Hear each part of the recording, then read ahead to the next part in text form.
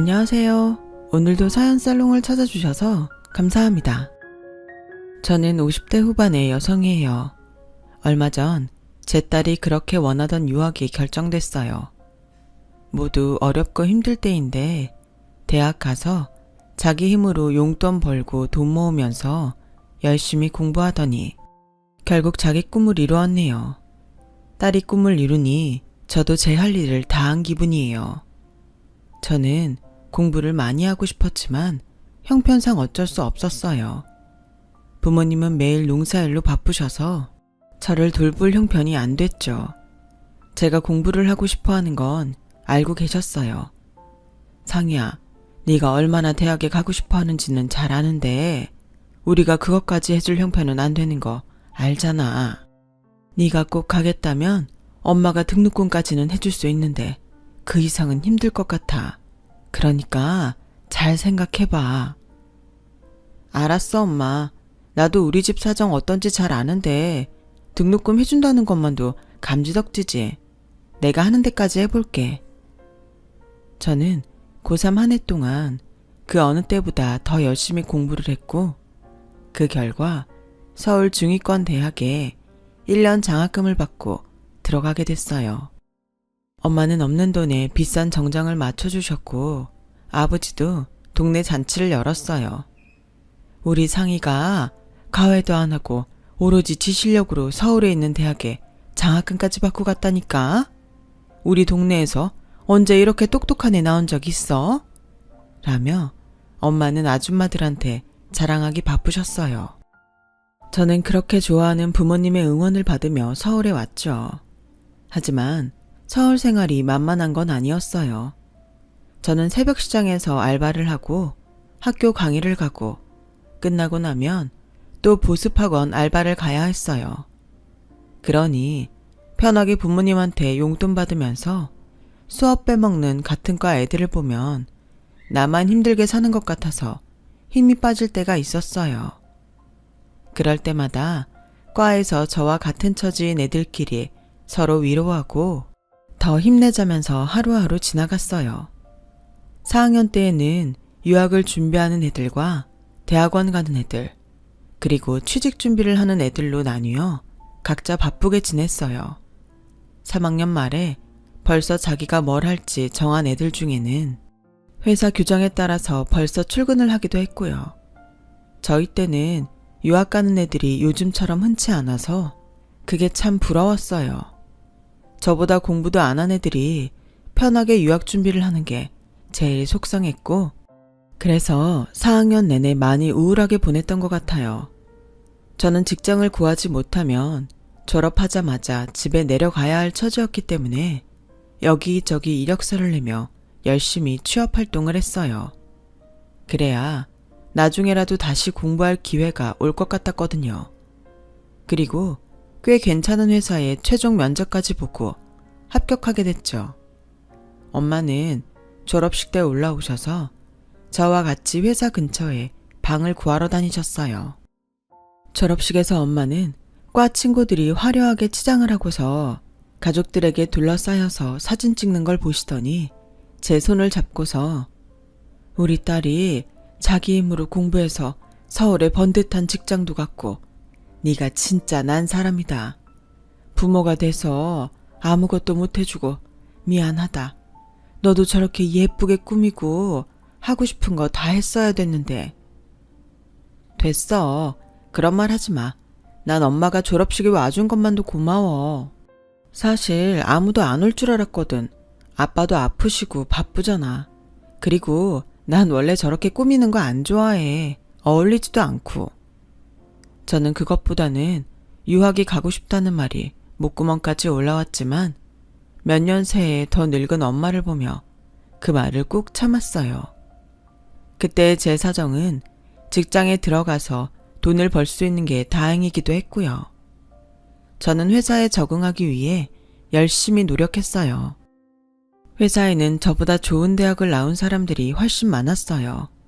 그들이 자기들끼리만 몰려다니면서 저 같은 중위권 대학 나온 사람들을 은근 차별하는 것도 있었어요.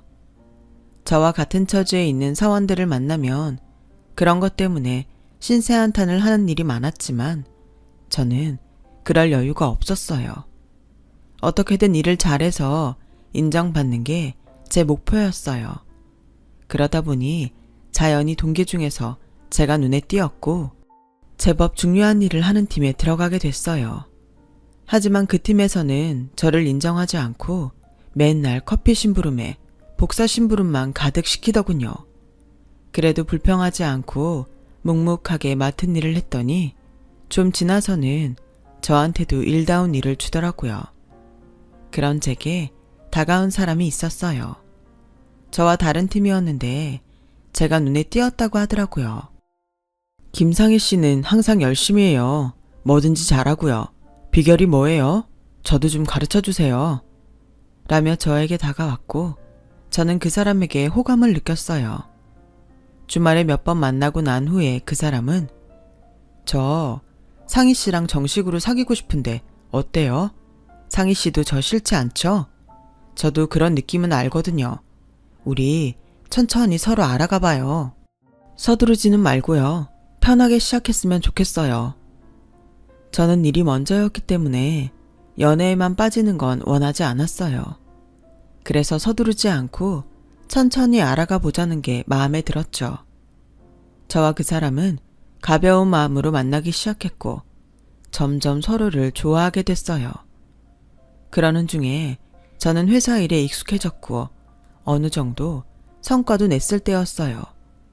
그 사람은 같이 저녁을 먹다가 저에게 오늘은 특별히 하고 싶은 말이 있어서 보자고 했어요. 여기 이거 프로포즈 반지예요. 라며 반지 상자를 내밀었고 저는 그걸 받았어요. 이 사람이면 제가 결혼하고도 계속 제 일을 할 수 있겠다는 생각이 들었거든요. 시골에 있는 엄마와 아버지도 제 결혼 소식을 기뻐했어요. 남자가 듬직하고 성실해 보인다면서 마음에 들어 했고요. 하지만 시어머니와 시누이는 상견례 때부터 꼬장꼬장하게 굴며 좋지 못한 인상을 남겼어요. 결혼하고 나면 사람 좀 힘들게 하겠다 싶더라고요. 두 사람은 식사가 나올 때마다 까탈스럽게 굴었고 저희 부모님한테도 도도하게 구는 게 마음에 들지 않았어요. 그런 제 마음을 알았는지 남자는 상견례가 끝난 후 저를 따로 불러내더군요. 상희 씨한테 얘기 안 한 게 있는데 어머니는 제가 2살 때 아버지랑 재혼하셨어요. 친어머니는 병으로 일찍 돌아가셨고요. 2살 때부터 저를 키워주셨으니 친어머니나 마찬가지라고 생각하겠지만 항상 저한테 자기는 새어머니라는 걸 강조하시고 민정이는 자기 친딸이라 나랑 다르다고 입에 달고 사셨어요. 그래서 제가 얼른 제 가정을 만들어서 독립하고 싶은지도 몰라요. 원래 저한테 애정이 없어서 저러는 거니까 결혼하고 우리랑 크게 상관 안 하고 살 거예요. 아버지도 돌아가시고 안 계시잖아요. 너무 마음 상하지 말고 조금만 참아요. 라며 따뜻하게 위로했고 저는 그 말에 마음을 다잡고 결혼을 할 수 있었어요. 남편 말대로 시어머니는 저희를 부르지도 않고 간섭도 안 하더라고요. 정말 남편을 자기 자식으로 생각 안 하는가 보다 그런 마음이 들 정도였죠. 그렇게 반년 정도를 보냈는데 갑자기 시누이가 회사로 전화를 해서 저를 찾더군요. 내일이 엄마 생일인 건 알아요? 아무리 피가 안 섞였대도 시어머니인데 생일은 챙겨야 되는 게 맞죠? 그냥 입 씻고 지나가면 너무 뻔뻔하지. 지가 어떻게 컸는데. 오늘 그이 지방 출장 가서 자리에 없어요. 바빠서 얘기 못하고 간 것 같아요. 제가 내일 생신 챙길게요. 그런 눈에 뻔히 보이는 거짓말 좀 하지 마요. 부부가 아주 똑같이 재수없이 구네. 라더니 일방적으로 전화를 탁 끊어버렸어요. 저는 다음날 백화점에서 과일 바구니하고 고급 스카프를 샀고 일이 끝나자마자 시어머니한테 갔어요. 시어머니는 화려하게 차려입고 막 외출하려고 집을 나서던 참이었어요. 아니, 네가 무슨 일로 여기까지 왔냐? 어머니, 생신 축하드려요. 이거 그이하고 제가 준비했어요. 작지만 받아주세요. 작은 걸 알면서 이까짓 거 날 가지라고 주는 거야? 내가 무슨 과일도 못 먹고 스카프도 없는 거렁뱅인 줄 아니? 이딴 걸 선물이라고 들고 와? 하여간 이것들은 뭐 하나 제대로 할 줄 아는 게 없어. 라더니 제 선물을 바로 쓰레기통에 처박아 놓고는 대기하고 있던 차를 타고 어디론가 가버렸어요. 저는 너무 어이가 없고 황당해서 그저 당하기만 하다가 집에 왔죠. 그랬더니 신우이한테서 다시 전화가 왔어요. 아니, 엄마한테 선물을 하려면 제대로 된 걸 할 일이지. 무슨 과일 바구니에 스카프 따위나 하라고 내가 생일 가르쳐줬을 것 같아요? 우리가 뭐 그런 거나 받아먹을 사람들도 보여요? 아주 남들을 우습게 보는 건지 지들 수준이 바닥이라서 그러는 건지 모르겠네. 아가씨, 제가 급하게 준비해서 부족해 보였을 수도 있어요.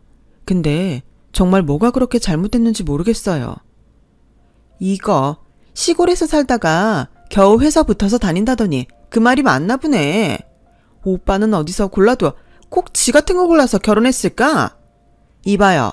댁한테는 하늘 같은 시어머니가 생신을 맞았으면 못해도 탄생석으로 귀걸이 목걸이 세트 정도는 해야지. 이런 것까지 알려줘야 돼? 얼마나 못 배워먹고 자랐으면 이 정도 상식과 예의도 모르는 거야. 댁 수준이 어떤지 아주 잘 알았으니까 앞으로는 서로 그냥 모르는 사람처럼 하고 지내자고요. 엄마 말이 맞았네. 저런 것들하고는 상종하고 사는 거 아니랬는데. 라며 사람 정신을 쏙 빼놓으면서 자기 할 말만 하고 전화를 끊었어요. 시어머니는 고등학교 교사였고 돌아가신 시아버지가 작은 사업을 하셨기 때문에 남겨놓은 재산이 꽤 된다고 들었어요. 하지만 시아버지 살아생전에 시어머니의 이간질 때문에 남편과 시아버지 사이가 안 좋았다고 해요. 그 결과 남편은 그 재산의 일부만 상속받고 전부 시어머니와 신우가 시아버지 재산을 차지했다고 하더라고요. 그렇게 누릴 거 다 누리고 사는 사람들이니 제가 우습게 보였을 거예요. 하지만 저는 결혼 전에는 그렇게 비싼 선물을 제 부모님한테도 해본 적이 없었어요. 나중에 남편은 그걸 알고 신우에게 다시 또 전화하면 가만 안 두겠다고 화를 냈고 시어머니한테도 우리끼리 알아서 잘 살 테니 신우 단속이나 잘 하라고 했어요. 그런 일이 있었으면 나한테 먼저 알렸어야지. 저 사람들이 어떤 사람들인데 그걸 혼자 감당할 생각을 한 거야. 당신도 출장 가서 바쁘잖아. 일이 얼마나 힘들게 돌아가는지 내가 제일 잘 아는데 신경 쓰게 하고 싶지 않았어. 그리고 나는 내가 챙기면 당신한테도 좀 고마워할 줄 알고 그랬지. 그런 상식이 통하는 사람들이 아니야. 그러니까 너무 속상해하지 말고 잊어버려. 남편이 그동안 얼마나 외롭게 살았을지 감이 오더라고요. 저는 남편에게 더 좋은 친구이고 더 좋은 가족이 돼주고자 결심했고 그 후로 남편과 더 돈독하게 잘 지냈어요.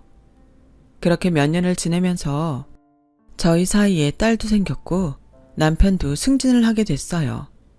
좋은 일이 계속되면서 저와 남편은 이대로만 가면 참 행복하겠다 싶었죠.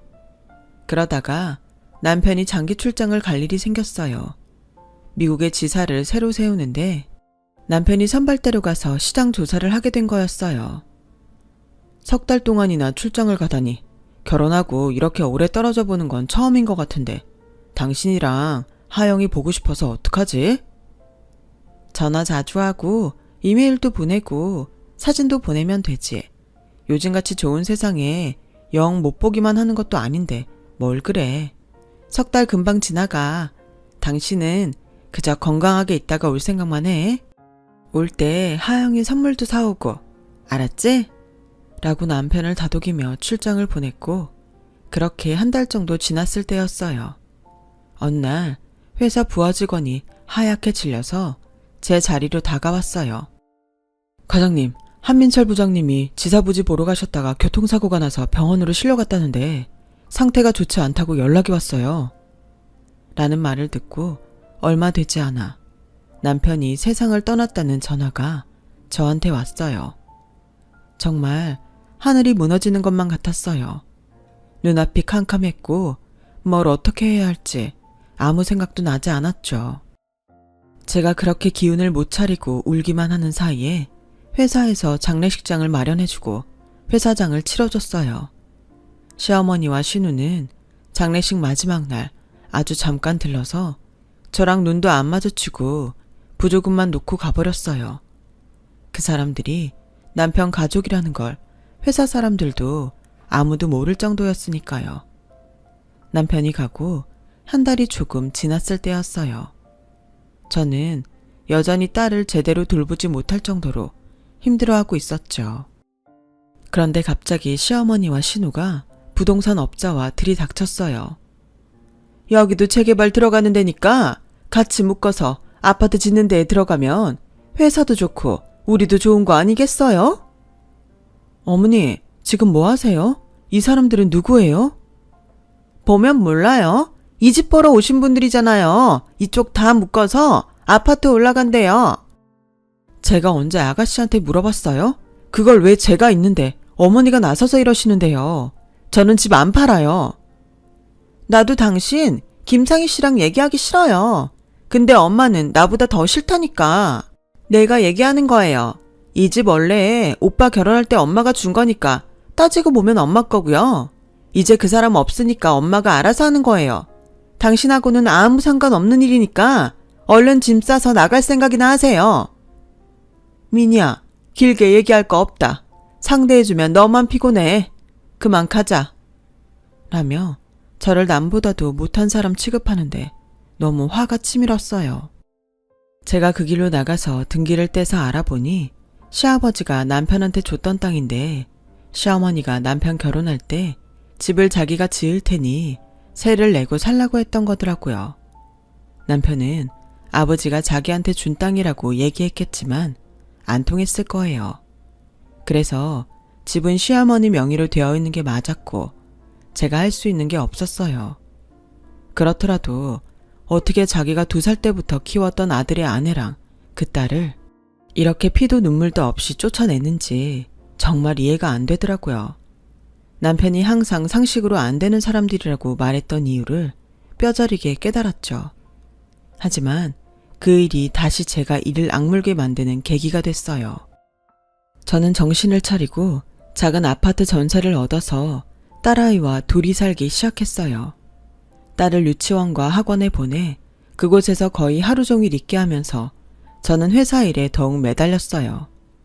어떻게든 지금보다 나아져야 한다는 생각밖에는 없었어요.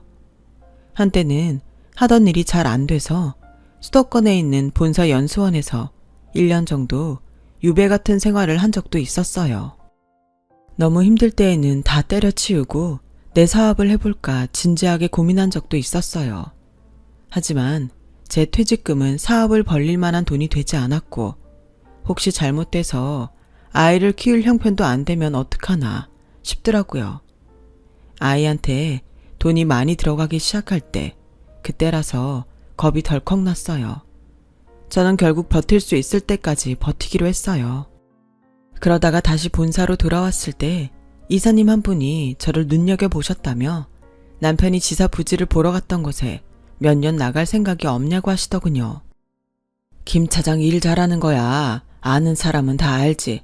미국 지사도 차차 자리를 잡아가고 있는데 본사 사장도 잘 알고 소통이 잘 될 사람이 필요하다고 하더라고. 미국 대학에서 연수 받을 수 있는 기회도 줄게. 그렇게만 해주신다면 저도 너무 감사하죠. 그런데 4년 후에 돌아와서 제가 본사에서 일할 수 있는 건지 궁금해요.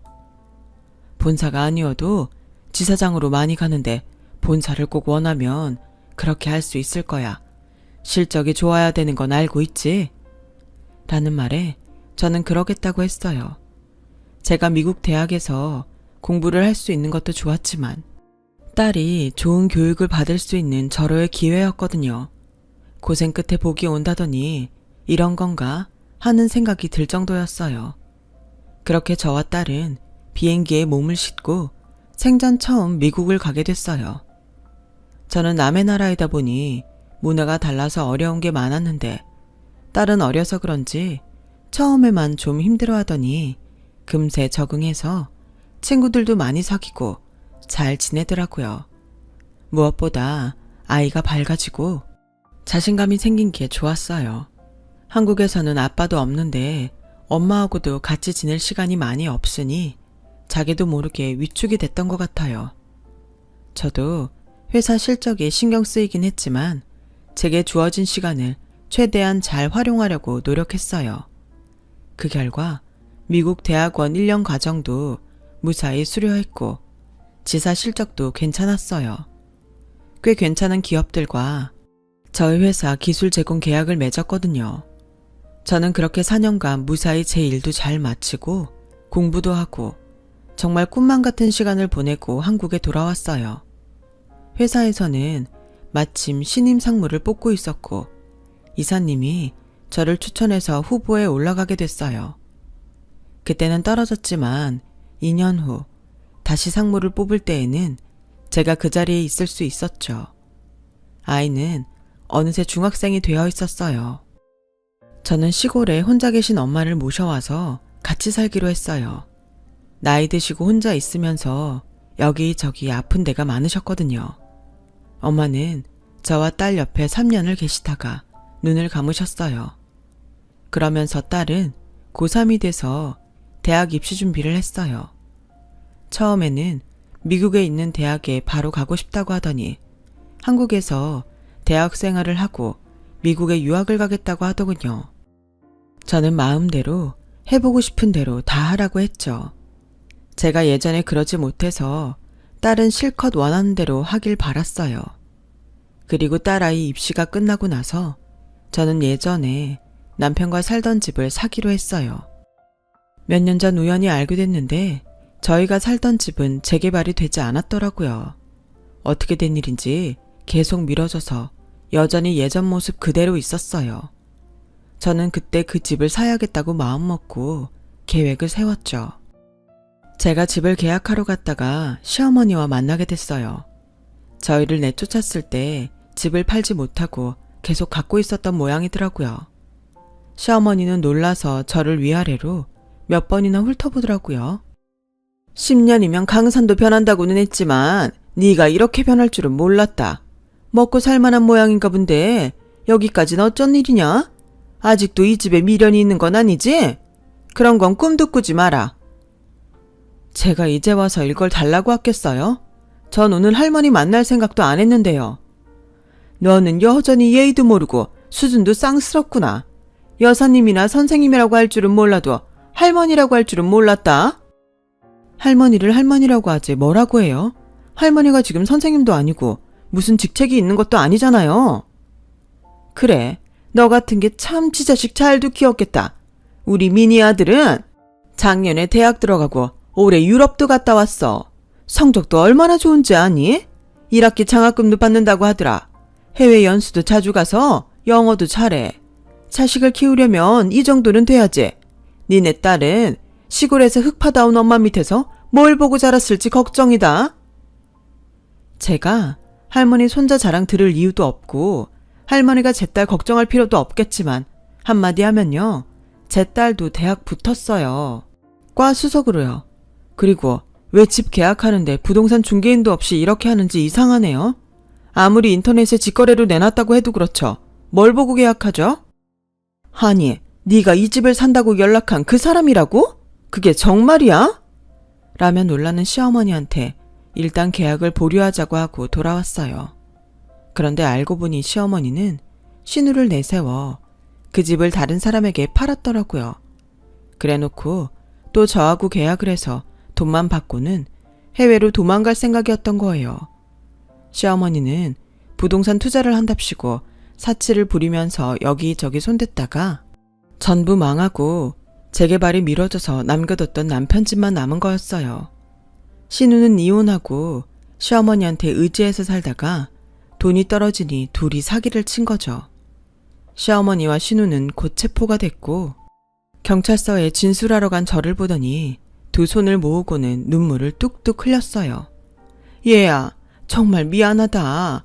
어떻게 하다 보니 이렇게 됐어. 제발 한 번만 선처해다오. 언니, 제가 그동안 연락도 못하고 너무 미안했어요. 제가 이제 언니한테 잘할 테니까 이번 한 번만 좀 봐주세요. 절 그 집에서 쫓아낼 때 며느리로 생각도 안 하고 김상희 씨라고 부르던 사람들이 갑자기 왜 이러세요? 그리고 이게 제가 봐주고 말고 할 문제인가요? 댁들이 죄를 지었으면 벌을 받아야죠. 언제까지 당신들 억지가 이 세상에 통할 줄 알았어요? 라며 차갑게 뿌리쳤어요. 전에 집을 계약했던 두 사람도 그 두 사람을 고소했더군요. 저는 그 사람들을 도왔죠. 법적인 절차를 밟아서 그 집을 샀고 제 이름으로 명의도 변경했어요. 그렇게 두 사람과 저희 집의 질긴 악연은 끝이 났고 두 사람은 집행유예를 받은 뒤에 지방 어디로 떠났다는 말만 들었어요. 그리고 오늘에 이르게 된 거죠. 저는 그때 시댁이라는 사람들한테 너무 질렸어요. 무엇보다 딸을 잘 키우고 싶어서 결혼을 안 했지만 제 딸은 자기 공부 잘하고 좋은 사람 만나서 잘 살았으면 하는 바람이 간절합니다. 제 얘기는 여기까지예요. 긴 시간 동안 제 얘기 들어주신 분들 하고자 하시는 일 모두 잘 되시고 모두들 앞으로 좋은 일만 있으시길 바랄게요. 행복하시고 건강하세요. 여러분, 사연 댓글에 응원과 현명한 조언 부탁드려요. 좋아요와 구독은 저에게 큰 힘이 됩니다. 오늘도 좋은 일 가득하세요.